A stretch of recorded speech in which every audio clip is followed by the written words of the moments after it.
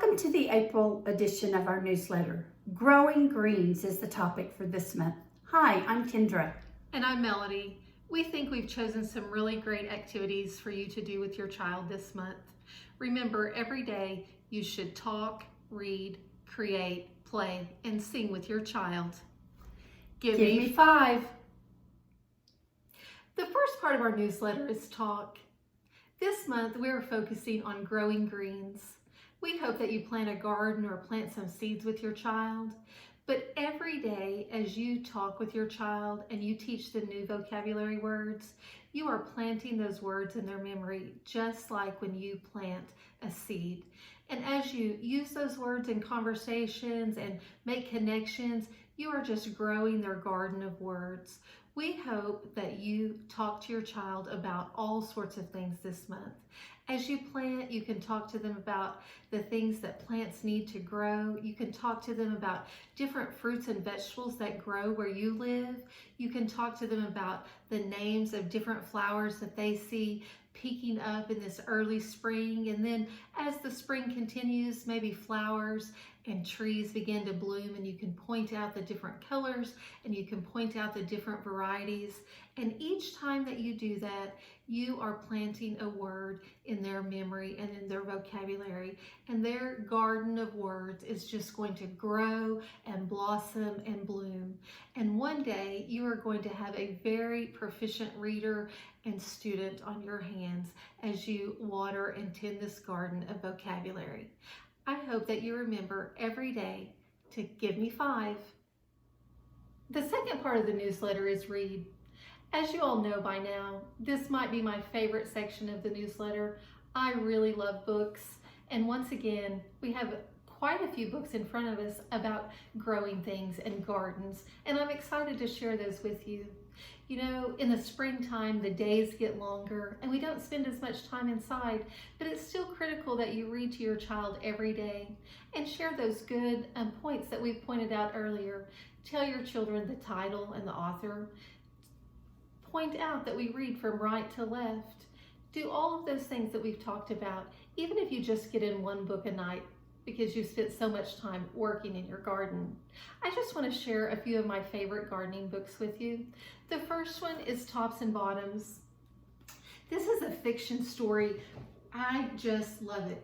It gives lots of information though. It's kind of a mix between an informational book and a fictional book. These lovely little woodland creatures are growing a garden, and the rabbit and the bear try to out-trick each other in what they're growing.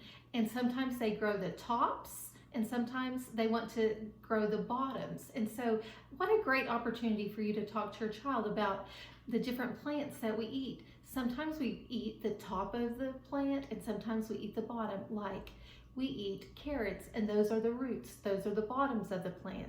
Or we eat lettuce, and that's the top of the plant. So this book is just full of fun as they work to see who can be the most clever animal.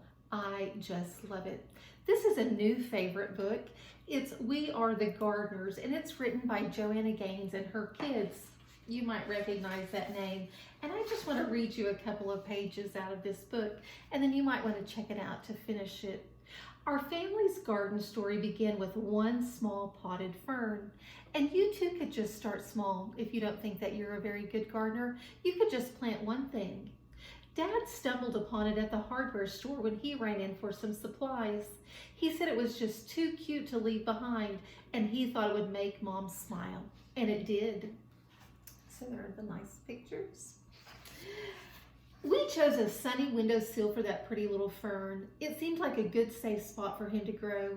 This was way back when we were little kids, but we still remember visiting the plant each day to give him a drink, and sometimes we'd even whisper to him a bit. There was a lot of information on that page. It talked about watering the plant and putting the plant in the sunshine. A lot of information just in that one little page. I think I skipped a page. Oh, there we go. And then, plot twist, out of nowhere, our fern died. That happens to me all the time. I don't have a very good green thumb, but I love to try.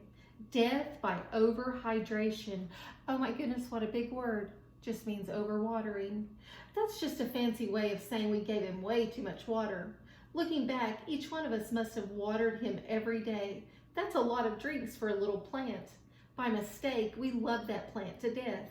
Some people tell themselves they are no good at something after one small failure, but no chance we were going to give up that easily. And the rest of the book tells about their adventure in gardening and how they became a more successful gardener. This is a true story. This is called Katie's Cabbage, and it's about one girl and her quest to grow a really big cabbage. And she actually grew a 40-pound cabbage. Your children might not even weigh 40 pounds. That would be really big. That'd be something great to talk to them about. And this book is maybe my favorite one up here. It's First Garden, The White House Garden and How It Grew by Robin Gurley. And I'm just going to read a couple of pages about some of the presidents who've grown gardens at the White House. So it says John Adams, our second president, planned the first White House garden so his family could enjoy fresh fruits and vegetables. Thomas Jefferson was a masterful gardener, and he added ornamental trees and fruit trees to the grounds. He also had cattle on the White House lawn. I bet you didn't know that. John Quincy Adams, Andrew Jackson, Woodrow and Edith Wilson, they had sheep on the front lawn. Maybe that would be a little less expensive than paying someone to mow your grass. Eleanor Roosevelt and Patricia Nixon, and that's just a few of the people at the White House that have had a garden. And this book just walks you through all of the different things that have been planted at the White House. So I hope that you'll check out a book about gardening. I don't have a how-to gardening book, but you could find those at your local library as well. But you know what? Planting a garden with your child will be a great chance for you to infuse language into their lives and to learn something. And you never know, you might just grow something that you could eat. Remember, give me 5. The third part of our newsletter is Create. Brecken always wants to know what it is that we're going to create. This time we are planting some seeds. He picked out radishes and lettuce to plant. Believe it or not, Brecken loves salads, and so he's going to grow his own lettuce and radishes to put in a salad. All we needed was a cup of soil, good rich soil, and a packet of seeds. Watch as we do this activity together and the language we use and the vocabulary we use as we're talking about what needs to be done to plant and grow some seeds. Remember, give me 5. This month, we're talking about growing greens. Growing greens has to do with planting things. Is that what we do in the spring, is plant things? You all usually have a garden, don't you? You know all about planting things, don't you? Okay, today for our Create, we're going to plant something. So, you look through here. Let's talk about these. These are packets of seeds. What do you think's in here? Corn. What do you think's in here? More corn? More corn, but this is called ornamental corn. And it's the kind that you usually think about seeing at Thanksgiving time. What about these? What are those? Onions. Onions. What are these? Pumpkins on sticks. Pumpkins on a stick. What's this? Tomato. Tomatoes. Ooh, Watermelon. Watermelon. Lettuce. Lettuce and Radish. radishes. Okay, we've got a cup of dirt right here. We picked a good color for growing greens. What color is our cup? Green. Green. And so you get to pick 2 things we're going to plant. Radishes and lettuce. That would make you a good salad. You're a good salad eater, aren't you? You love salad. Okay, we're going to set these aside. So, what do you think we have to have in order to make plants grow? Soil. Soil. We do have to have soil. That is a good word, another word for dirt, isn't it? I'm glad you used the word soil. Okay, so we're going to lay, these are the lettuce seeds. Tell me about the lettuce seeds. What do they look like? They look like little bitty watermelon seeds. They're little bitty. They look like little bugs, little fleas, don't they? They're brown and white, aren't they? Now let's look at these. These are the radish seeds. Do you think they're going to look the same? No. No. Oh, what do they look like? They're round like little brown balls, aren't they? Yeah.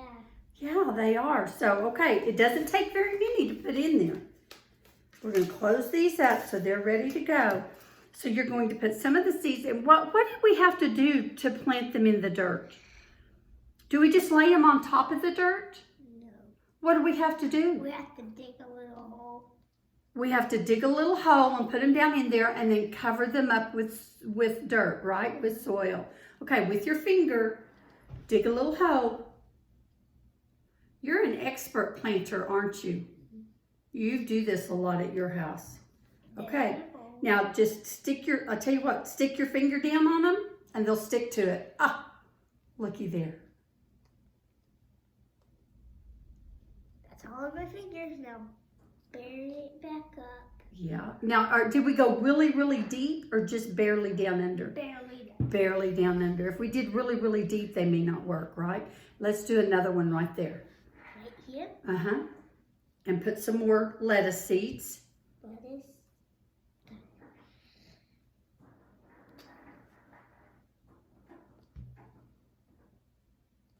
Cover it up.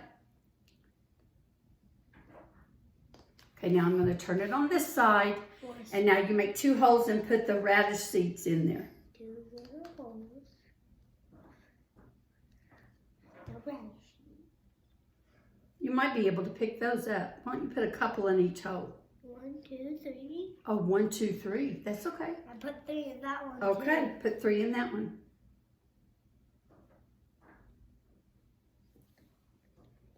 Too. 2 more. Ah, come on, they splattered. 1 more. Why do you think the seeds don't look the same? Because they're different kinds of food. Because they're different kinds of food. Does the food do radishes look the same as lettuce? No, No, they look completely different, don't they? there's a leaf. Okay, so do we have them planted? Now, what do you think the best thing for us to do with this right here is? Besides, you get to take it home and take care of it. What do we need to add to this? Water. We need to add water. And where should we put this? Should we go put it in the dark closet?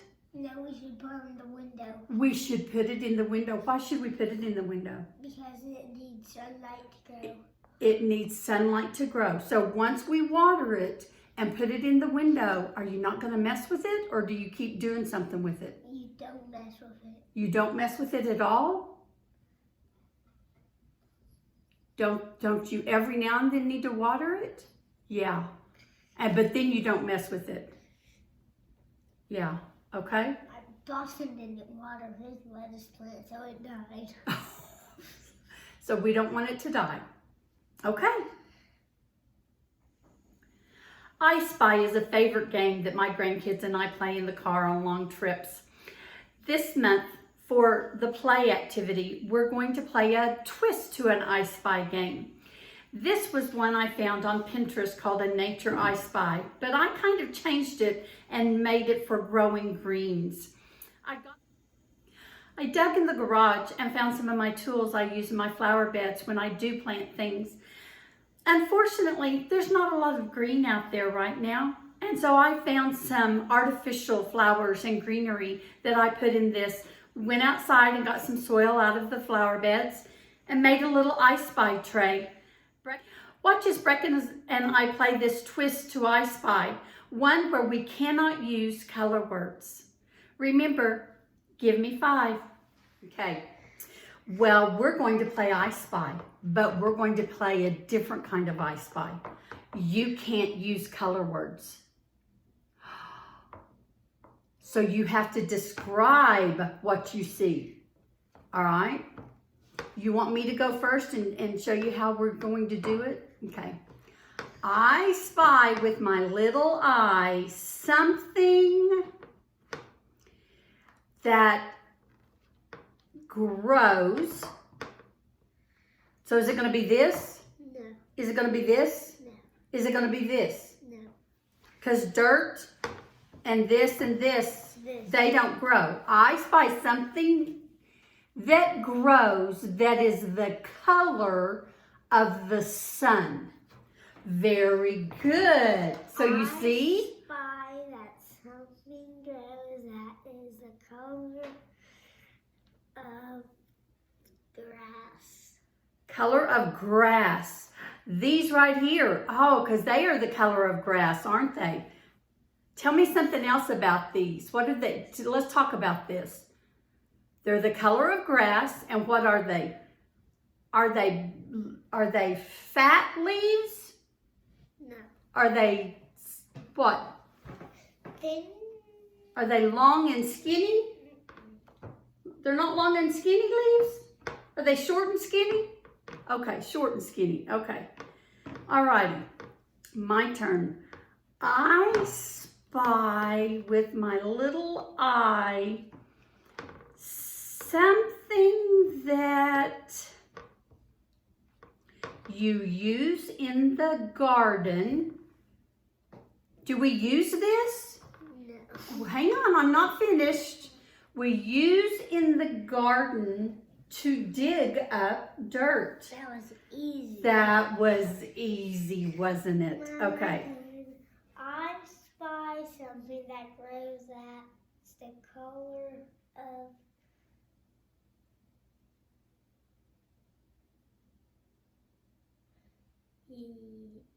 the sun. The color of the sun?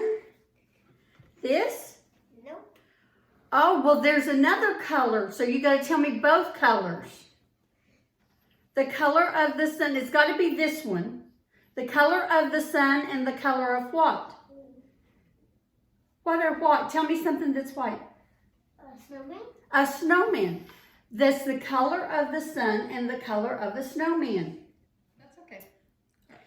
I spy something that plants need to grow that is dark and crumbly. Very good. I spy with my little eye that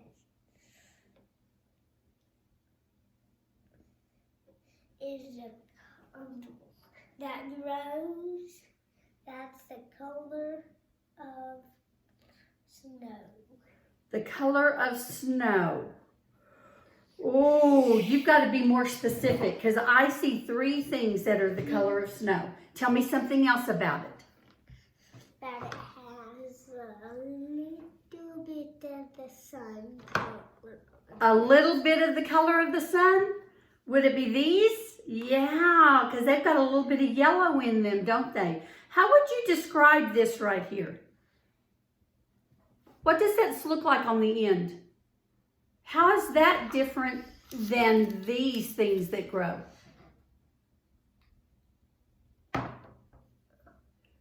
These have long petals on it, don't they? Do these have long petals? Touch it. Is it kind of spiky? Yeah, kind of spiky. What do the leaves look like on this one versus the leaves on this one? That these are little and these are big. These are little and these are big. Are these skinny leaves? No. These are fat leaves. Are these fat leaves? No. No, they're skinny, long leaves, aren't they? Okay, one more. I spy with my little eye something you use in a garden to break up the dirt and soil. That's that. That's my claw. That's my claw thing. You do that to break up all the dirt when I'm planting my flowers in the spring. Okay, did you like this kind of I Spy? Good, you're good at it. The last activity for our newsletter is to sing. My grandkids and I love to sing. I've always sung to them. I don't do it very well, but we have fun when we do it. I searched for a garden song, a growing green songs, and found this perfect one that tells all the different things that plants need to grow. We've included the link in the newsletter for you to go onto YouTube and find this song that is sung to the tune of Row, Row, Row Your Boat. Watch as Brecken and I sing this song and some questions I ask him after the song, using the vocabulary and the knowledge that was given to him through the song. Brecken had a lot of background knowledge on this month's theme. His family grow a garden every year, and so he's an active part of that. He's got a lot of knowledge in that, and so he uses words that a child who doesn't have background knowledge in gardening might have in their vocabulary. It makes a difference if your child has background knowledge in doing an activity because their vocabulary is enhanced when doing that. Watch as Brecken and I sing this song and listen to some of the words in the vocabulary in the song. Remember, give me 5. Do you know the song Row, Row, Row Your Boat? How does it go? Row, row, row your boat. Gently down the stream. Okay, this is going to be grow, grow, grow a garden. Grow it nice and tall. Okay?